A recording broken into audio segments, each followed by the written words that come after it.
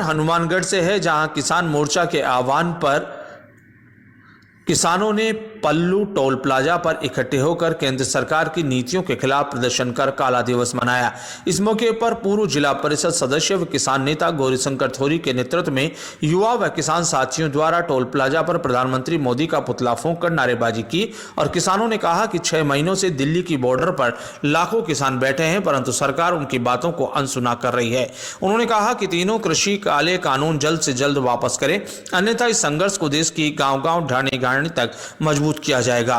पूर्व जिला परिषद सदस्य गौरीशंकर थोरी ने बताया कि जिस तरह से केंद्र की भाजपा सरकार चोर रास्ते से कृषि के 3 काले कानून लाकर किसानों को बर्बाद करने की साजिश रच रही है, इसका किसान मुंह तोड़ जवाब देगा और कितनी भी बड़ी कुर्बानी देनी पड़े तो किसान, नौजवान, माताएं, बहनें पीछे नहीं हटेंगे।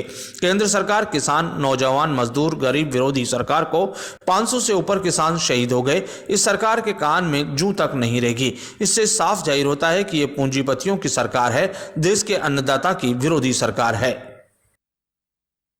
टोल नाके पर हम लगातार जिस दिन से केंद्र की भाजपा सरकार ने देश के पिछले लॉकडाउन में जब कोरोना महामारी आई, उसमें चुपके से संसद के अंदर किसान को बर्बाद करने वाले 3 जो बिल लेकर के आई है, उसको लेकर के लगातार सबसे पहले पंजाब के किसान निकले घरों से, उसके बाद हरियाणा, यूपी, राजस्थान, मध्य प्रदेश, गुजरात सहित तमाम राज्यों के किसानों में ये गुस्सा था कि केंद्र की भाजपा सरकार जो बिल लेकर आई है वो चोर रास्ते से बिल संसद के अंदर पेश किया है।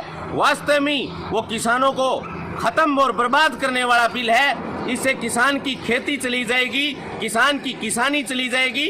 और आज हिंदुस्तान में 58% से ऊपर किसान है इस देश को चलाने वाले, लेकिन 6 महीनों से लाखों किसान, मेरी माताएं, बहनें, युवा, बुजुर्ग, नौजवान और 500 के लगभग किसान शहीद हो गए।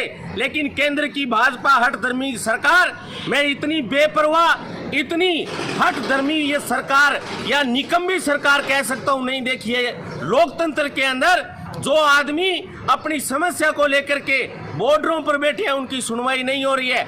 आज इस कोरोना काल में मजबूरन घरों से निकल करके लोगों की मदद कर रहे हैं, लेकिन पिछले 6 महीनों से जिस तरह से Ghazipur border, Tikri border, Singhu border, Palwal border, Shahjahanpur border पर जो किसान बैठे हैं घर परिवार छोड़ करके, सरकार ने उनकी तरफ ध्यान नहीं दिया। लेकिन हम चैलेंज करना चाहते हैं मोदी सरकार को, आपकी हठधर्मिता नहीं चलेगी और देश का किसान जीतेगा।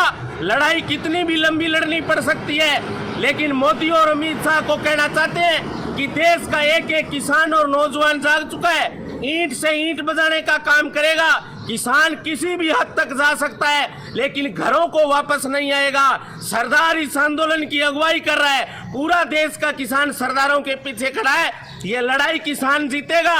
जब जब लोकतंत्र में जुल्म हुआ है किसानों पर, नौजवानों पर, तो किसान जीता है और राजा और सरकारें हारी है।